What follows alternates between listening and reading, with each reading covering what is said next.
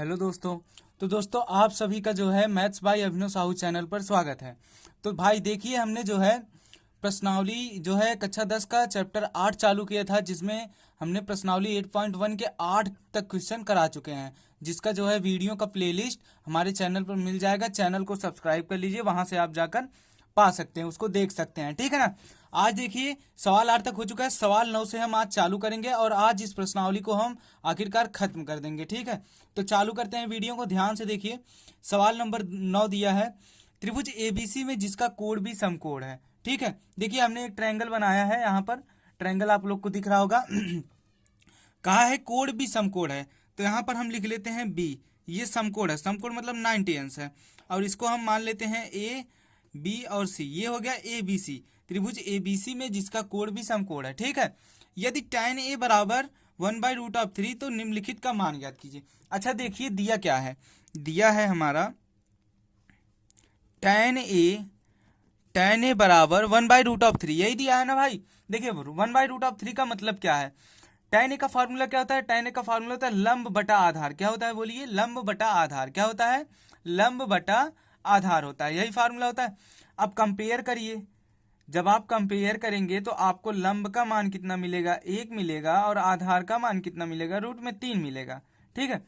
तो हम लंब देखिए ए है, ए के सामने की भुजा ये लंब हो गई, लंब का मान कितना है 1, आधार का मान कितना है √3। लेकिन भाई देखिए हमें जो है कर्ण का मान नहीं पता है, तो हम बताए थे जब एक भुजा पता नहीं हो तो हम क्या करते हैं बोलिए, हम लिखते हैं पाइथागोरस प्रमेय से। क्या लिखते हैं, पाइथागोरस प्रमेय से। तो पाइथागोरस प्रमेय क्या होता है, कर्ण का स्क्वायर बराबर लंब का स्क्वायर प्लस आधार का स्क्वायर। कर्ण नहीं पता है तो कर्ण का स्क्वायर और लंब का मान कितना दिया है, 1 दिया है, तो 1 का स्क्वायर और √3 का स्क्वायर है 3, तो कर्ण बराबर √4 हो जाएगा। यानी कर्ण का मान कितना आ गया भाई, 2 आ गया। कितना आ गया भाई बताइए, कर्ण का मान कितना आ गया, कर्ण का मान हमारा 2 आ गया, ठीक। कर्ण का मान 2 आ गया तो हम ट्रायंगल में लिख लेते हैं, हमारा कर्ण भी आ गया 2, ठीक है। अब हमसे कहा क्या है, देखिए हमने तीनों भुजा का मान निकाल लिया है पहले। अब देखिए हमसे क्वेश्चन में कहा क्या है, हमसे कहा है sign A cos C cos A sign सी, हमें इसका मान निकालना है, ठीक है। Sign A cos C cos A sign सी, इसका मान निकालना है। तो देखिए इसका मान हम बहुत आसानी से निकाल सकते, कैसे। देखिए पहले साइन ए बराबर क्या होता है, साइन ए बराबर हो जाएगा लंब बटा कर्ण। कॉस सी बराबर क्या हो जाएगा, आधार बटा कर्ण, प्लस कॉस ए बराबर क्या हो जाएगा, आधार बटा कर्ण, और साइन सी बराबर क्या हो जाएगा, लंब बटा कर्ण। देखिए साइन ए पहले है, तो साइन ए पर आइए, ए वाला ये है तो इसके सामने लंब और बटा कर्ण, यानी 1/2 गुड़े। देखिए दूसरा क्या है, कॉस सी के लिए हम यहां से थीटा मानेंगे, तो लंब ये हो जाएगा, आधार ये, आधार बटे कर्ण यानी 1/2। फिर प्लस में चलिए आगे, ये दिया है आधार बटे कर्ण, ठीक है। तो आधार बटे कर्ण कॉस है, तो आधार अब ये हो जाएगा, कर्ण ये हो जाएगा, √3/2, ठीक है। अब देखिए साइन सी, यानी फिर से सी ये रहेगा तो लंब ये हो जाएगा और कर्ण ये हो जाएगा, तो लंब बटे कर्ण यानी लंब √3 और कर्ण इतना, तो गुणे √3/2। अब देखिए कैलकुलेशन कीजिए, 1 का 1 में गुणा करेंगे तो 1, 2 का 2 में करेंगे तो 4, प्लस देखिए 3 √3 का √3 में गुणा करेंगे तो 3 और बटे 4। आगे कैलकुलेट करेंगे देखिए तो 4 एलसीएम आएगा, और जब सेम होता है हर तो अंश जुड़ जाता है, 1 और 3 कितना हो जाएगा 4, और 4/4 काट देंगे तो कितना आ जाएगा 1। तो भाई हमारा इसका आंसर कितना आ गया, 1 आ गया, ठीक है भाई। तो यही क्वेश्चन था, बस यहाँ पर ये ध्यान देने वाली बात है, साइन ए रहेगा तो ए को हम थीटा मानेंगे तो उसके हिसाब से हमारा जो है लंब ये हो जाएगा। लेकिन जब सी की बात आएगी तो सी को थीटा मानेंगे तो लंब हमारा ये वाला भुजा हो जाएगा, ये भुजा, ठीक है। इतनी बात समझ में आई कि नहीं। चलिए सेकंड वाला देखिए, दिया क्या है, cos C minus sign A sign C. Cos A का फॉर्मूला क्या था, कॉस ए बराबर था आधार बटे कर्ण, कॉस सी का भी आधार बटे कर्ण होगा, लेकिन अंतर यहाँ पर एंगल का है, ठीक है, लंब बटा कर्ण और गुणे लंब बटा कर्ण। देखिए कॉस ए दिया है तो ट्रायंगल में देखिए ए ये है, तो ए के सामने की ये लंब होगा, ये आधार होगा, तो आधार बटे कर्ण यानी √3/2 गुणे कॉस सी, तो सी अब ये होगा तो यानी आधार ये हो जाएगा, तो 1/2 माइनस साइन ए यानी लंब बटा कर्ण, तो ए ये है लंब बटा कर्ण 1/2 गुणे साइन सी, तो लंब बटा कर्ण सी ये है तो लंब ये हो जाएगा √3/2 रूट में 3/2। अब देखिए रूट में 3 1 के रूट में 3 और 2 दूनी 4 माइनस रूट में 3 1 के रूट में 3 और 2 दूनी 4। ठीक है, इतनी बात समझ में आ रही है नहीं? देखिए दोनों सेम है, यहाँ पर प्लस है यहाँ पर माइनस है, तो ये चीज पूरी कट जाएगी। इसका आंसर हमारा आएगा 0। तो भाई यही सवाल था सवाल नंबर 9। बस इसमें ए और सी ये एंगल समझेंगे, ए और सी। ए के हिसाब से लंब दूसरा होगा और सी के हिसाब से लंब दूसरा होगा। ठीक है, सवाल नंबर 9 हो गया। और पीछे के सवाल देखने हैं तो चैनल को सब्सक्राइब कर लीजिए, वहां से जाकर आप वीडियो को देख सकते हैं, प्लेलिस्ट बना हुआ है। ठीक है, चलिए सवाल नंबर 9 हो गया ना, चलते हैं अब सवाल नंबर 10 पर। ठीक है, देखिए सवाल नंबर 10 दिया क्या है। देखिए सवाल नंबर 10 में दिया है त्रिभुज पी क्यू आर में जिसका कोण क्यू। देखिए एक अच्छा क्वेश्चन है और ये बोर्ड में आने लायक क्वेश्चन है, इसको ध्यान से देखिएगा। त्रिभुज पी क्यू आर में जिसका कोण क्यू समकोण है। तो पहले एक त्रिभुज बनाइए।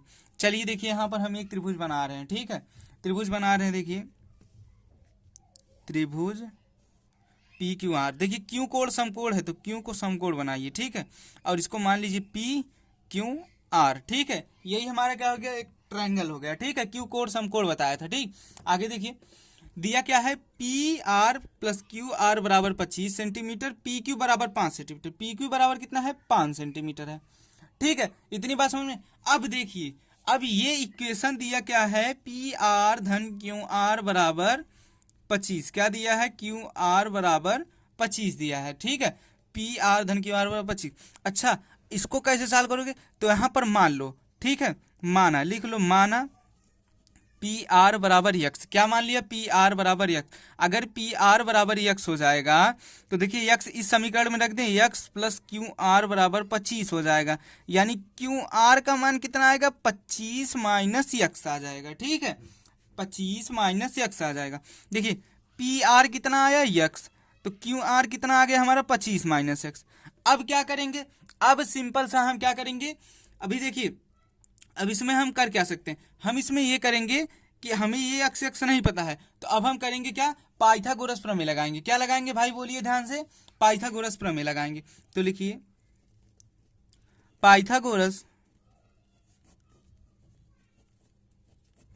प्रमेय से। ठीक है, पाइथागोरस प्रमेय से। तो देखिए पाइथागोरस प्रमेय क्या होता है, कर्ण का स्क्वायर बराबर लंब का स्क्वायर प्लस आधार का स्क्वायर।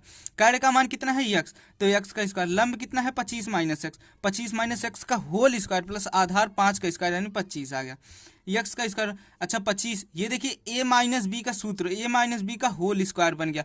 ए माइनस बी का होल स्क्वायर कितना होता है, ए का स्क्वायर प्लस बी का स्क्वायर माइनस 2ab। तो ए का स्क्वायर 25 का स्क्वायर यानी 625 और प्लस बी का स्क्वायर यानी एक्स का स्क्वायर और plus 2 into 25 into x plus 25, इतना हो गया। यक्स का स्क्वायर बराबर 625 प्लस यक्स का स्क्वायर प्लस 25 दूनी 50 और 50 यक्स प्लस 25।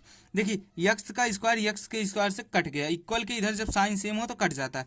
अब देखिए 625 में और 25 और जोड़ दिए तो 50 यक्स बराबर आ जाएगा हमारा 650। ठीक है, ये इससे कट जाएगा तो यक्स बराबर कितना आ जाएगा, 13 आ जाएगा। ठीक, यक्स बराबर कितना आ गया हमारा, बोलिए, तो यक्स बराबर 13 आ गया।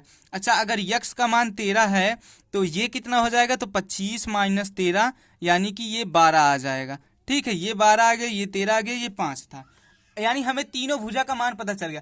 देखिए इसमें यही कंफ्यूजिंग यही था कि P R plus Q R दे दिया था, हमने एक को यक्स मान लिया और उसके हिसाब से मैंने भुजा में रख के फिर पाइथागोरस प्रमेय लगा दिए, जिससे हमें यक्स का मान निकल गया।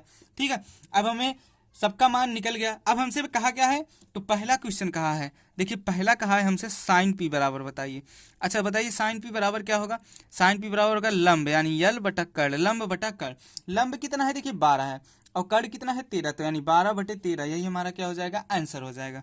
अब उसके बाद देखिए कॉस पी, कॉस पी बराबर क्या हो जाएगा, देखिए कॉस पी बराबर हो जाएगा आधार बटे कर्ण। ठीक है, आधार कितना है 5 है, कर्ण कितना है 13 है, तो 5/13 हो जाएगा। ठीक है, कॉस पी हो गया। उसके बाद आइए कॉस पी के बाद टैन पी कहा है। ठीक है, टैन पी बराबर क्या हो जाएगा, टैन पी बराबर हो जाएगा लंब बटे कर्ण, तो लंब कितना है 12 है और कर्ण कितना है 13 है, तो 12/13। बस भाई इतना ही करना था, ये हमारा हो गया आंसर तीनों का। ठीक है, तो समझ में आए कि नहीं। यहाँ पर देखिए ये अच्छा क्वेश्चन था क्योंकि यहाँ पर बढ़ाने के लिए दे दिया था, ठीक है। मतलब थोड़ा सा समझ सकते हैं कि थोड़ा सा इसमें कंसेप्ट ज्यादा लगाना पड़ेगा, लेकिन आप एक दो बार करेंगे तो आपको ये चीज समझ में आ जाएगी कि ऐसा कोई भी क्वेश्चन आएगा हम तुरंत बना लेंगे। चलिए अब चलते हैं नेक्स्ट क्वेश्चन पर, ठीक है। अब हम समझेंगे नेक्स्ट क्वेश्चन को। तो देखिए ध्यान से, ये हमारा आज का इस प्रश्नावली का लास्ट क्वेश्चन है। इसके बाद इस प्रश्नावली खत्म हो जाएगी, फिर हम प्रश्नावली 8.2 पर आ जाएंगे। देखिए क्या कहा है, बताएं कि निम्नलिखित कथन सत्य हैं या असत्य हैं। अपने कारण सहित अपने उत्तर की पुष्टि कीजिए, ठीक है।